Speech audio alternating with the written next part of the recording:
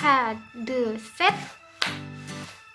Hai semuanya, perkenalkan aku Reza Anissa atau yang lebih sering disapa sebagai Ica. Hari ini aku dan teman-temanku bakalan ngajak kalian semua nih buat berdiskusi bareng-bareng dan mempelajari hal-hal baru seputar sosiologi komunikasi, khususnya pada fenomena-fenomena yang terjadi di masyarakat cyber secara asosiatif dan juga secara disosiatif. Oke, jadi sosiologi sendiri itu berasal dari dua kata, yaitu socius dalam bahasa Latin yang berarti kawan atau teman. Kemudian yang kedua itu ada logos yang berasal dari bahasa Yunani yang artinya ilmu pengetahuan. Nah, menurut Ensiklopedia Britannica pada tahun 2015, sosiologi sendiri dapat diartikan sebagai ilmu yang mempelajari tentang kemasyarakatan, proses interaksi, dan juga proses-proses yang dapat mempengaruhinya. Dalam hal ini merupakan interaksi dalam masyarakat. Nah, terus hubungannya dengan komunikasi itu apa sih? Seperti yang kita tahu ya, bahwa komunikasi itu merupakan cara seseorang untuk menyampaikan pesan kepada orang lain. Dalam hal ini adalah komunikator sebagai pengirim pesan dan juga komunikan sebagai penerima pesan.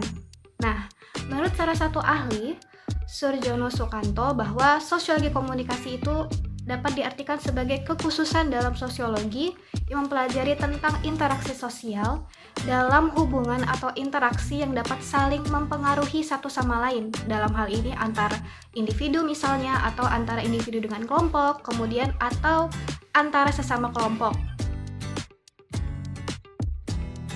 Proses asosiatif menurut Gilin dan Gilin dalam buku Sukamto adalah suatu hubungan yang membentuk jalinan sosial yang erat dan saling membutuhkan. Asosiatif terdiri dari akomodasi, kerjasama, asimilasi, dan akulturasi. Proses disosiatif menurut Gilin dan Gilin dalam buku Sukamto adalah hubungan sebagai bentuk perlawanan seseorang atau kelompok untuk mencapai tujuan tertentu. Disosiatif terdiri dari kompetisi, kontroversi, dan pertentangan. Masyarakat cyber atau biasa disebut dengan warganet adalah suatu kondisi masyarakat yang tercipta sebagai konsekuensi akibat perkembangan teknologi informasi dan komunikasi, khususnya internet. Masyarakat cyber menjadi komunitas yang aktif berkomunikasi, bahkan melakukan aktivitas nyata melalui grup di media sosial. Di era cyber yang sekarang ini, ada banyak sekali akun-akun yang digunakan untuk saling menjatuhkan satu sama lain antara para calon pemilu. Buzzer merupakan salah satu ujung tombak kesuksesan seorang calon kepala daerah atau negara dalam masa proses pemilihan berlangsung, karena tidak hanya melakukan fungsi marketing semata, namun juga bekerja untuk menjatuhkan serta menjelek-jelekan pasangan-pasangan calon lainnya, termasuk menyerang dengan ujaran kebencian. Buzzer juga berguna sebagai cara untuk memberikan citra yang baik kepada calon yang mereka pihak. Pada kesempatan kali ini, kelompok kita memilih praktik pemilu untuk kemudian kita jadikan sebagai contoh sosiologi komunikasi yang bersifat disasosiatif. Seperti yang kita tahu, pemilu ini merupakan salah satu pilar demokrasi Indonesia, di mana pada pemilu bertujuan untuk memilih dan menentukan calon kepala daerah atau kepala daerah yang terpilih. Nah, seperti yang kita ketahui juga, di setiap pemilu pasti selalu ada pasangan calon yang kemudian bertarung dan berkompetisi. Hal ini selaras dengan konsep sosiologi komunikasi yang kemudian disasosiatif, yang kemudian erat kaitannya dengan hal-hal yang kemudian berbau kompetisi, perseteruan, dan lain-lain gitu. Nah, pada praktiknya hari ini kita lihat banyak kemudian pasangan calon yang memakai berbagai cara untuk kemudian memenangkan dirinya atau dan pasangannya. Seperti contohnya pada fenomena buzzer yang saat ini berkembang. Contohnya saja seperti pada pemilihan presiden di tahun lalu, muncul berbagai kubu antara kubu salah satu paslon dan paslon lainnya. Nah, di antara kubu-kubu tersebut terbentuk yang namanya buzzer. Jadi buzzer ini merupakan sekumpulan masyarakat cyber yang kemudian tugasnya melakukan framing dan menyebarkan isu-isu hoax di masyarakat melalui media sosial seperti Facebook, Instagram, dan Twitter. Hal ini juga selaras dengan konsep sosial komunikasi yang berkaitan erat dengan interaksi media dan efek. Seperti yang kita tahu, apabila buzzer ini kemudian dikerahkan, maka akan didapat suatu efek tertentu, atau tujuan dari buzzer ini adalah untuk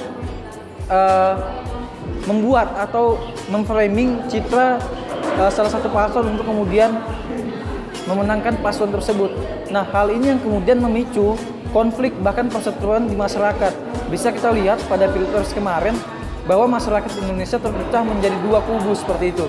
Nah, hal ini yang kemudian selaras dengan konsep sosiologi komunikasi disasosiatif seperti itu.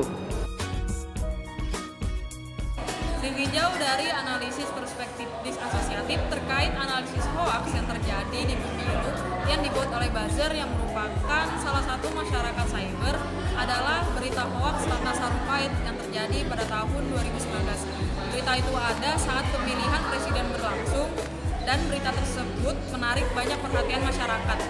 Dalam hoaks ada 7 jenis hoaks. Yang pertama satire or parody, misleading content, imposter content, fabricated content, false connection, false context, dan manipulated content. Jika dilihat dari 7 jenis hoax tadi, maka pemberitaan Ratna Sarumpait itu masuk ke dalam jenis hoax false context karena pada pemberitaan tersebut dinyatakan bahwa Ratna mengalami kejadian pengeroyokan yang dilakukan oleh tim suksesnya Jokowi. Dan jika diidentifikasi hoaxnya, kasus Ratna Sarumpait tersebut, ia melakukan klarifikasi dalam konferensi pers yang diadakannya dan menyatakan bahwa dirinya telah berbohong atas pemberitaan tersebut dan ia tidak sama sekali mengalami pengeroyokan yang dilakukan oleh tim ses Jokowi tersebut. Dan bekas lebam yang ada di mukanya merupakan hasil dari operasi plastik yang telah ia lakukan. Teori adalah seperangkat konsep atau konstruk, definisi dan proposisi yang berusaha menjelaskan hubungan sistematis suatu fenomena dengan cara merinci hubungan sebab akibat yang terjadi. Teori sosiologi komunikasi yang berhubungan dengan buzzer pemilu adalah teori pertukaran sosial. Teori ini dikembangkan oleh beberapa ahli yaitu George Homans, kemudian ada Harold Kelly dan John Tibaut. Ada pula Peter Imblau, Levi Strauss, dan Richard Emerson berdasarkan sudut pandang mereka masing-masing. Teori pertukaran sosial adalah sebuah teori psikologi sosial. Selain itu, teori pertukaran sosial adalah sebuah perspektif sosiologi yang menjelaskan tentang perubahan sosial dan stabilitas sebagai sebuah proses pertukaran negosiasi antara berbagai macam pihak. Teori pertukaran sosial menyatakan bahwa hubungan antar manusia dibentuk oleh analisis untung rugi, subjektif, dan perbandingan dari berbagai alternatif yang tersedia. Bila dikaitkan dengan teori ini, buzzer merupakan suruhan dari salah satu pihak yang dibayar untuk melaksanakan tugas-tugas buzzer. Buzzer merupakan kelompok masyarakat maya yang bergerak dalam memframing objek yang mereka dukung. Mereka memberikan citra baik kepada salah satu pihak dan menjatuhkan pihak lainnya. Mereka menyebabkan perubahan terhadap sudut pandang masyarakat terhadap salah satu pihak sebagai negosiasi mereka kepada pihak yang memberi keuntungan lebih. Adanya persaingan politik melahirkan fenomena buzzer. Buzzer merupakan sekelompok masyarakat maya yang bertugas menaikkan isu-isu yang biasanya bersifat negatif mengenai lawan politik atau mengangkat citra baik orang yang ada di pihak mereka. Kebanyakan buzzer merupakan suruhan salah satu dari pihak yang memberikan keuntungan berupa materi atau berupa bayaran.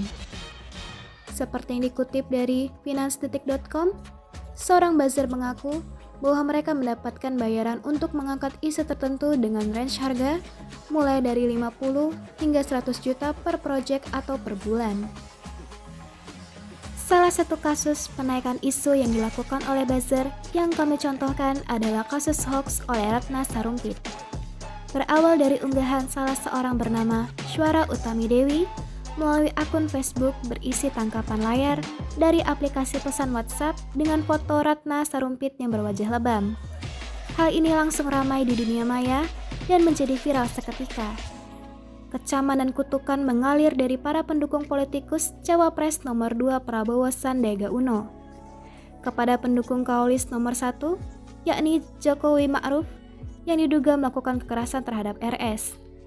Namun, hanya bertahan 1 hari, kebohongan tersebut terungkap dengan klarifikasi yang dilakukan oleh Ratna sendiri, bahwa ternyata foto tersebut merupakan hasil dari operasi plastik yang dilakukannya. Dari kasus tersebut, kita bisa melihat bahwa segala informasi bisa dengan cepat menyebar melalui media sosial, dibantu dengan teknologi dan internet. Adapun bahwa masyarakat bisa terpengaruh oleh isu-isu yang belum ada klarifikasi kebenarannya.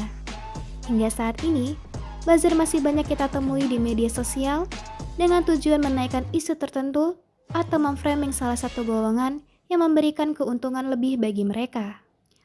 Oleh sebab itu, sudah saatnya masyarakat kita bisa memfilter informasi yang datang dari media sosial. Salah satunya bisa dengan mencari klarifikasi asli atau melakukan pencarian mendalam terhadap suatu isu. Bukannya menikmati diberi asupan informasi bohong yang bersifat kontroversi.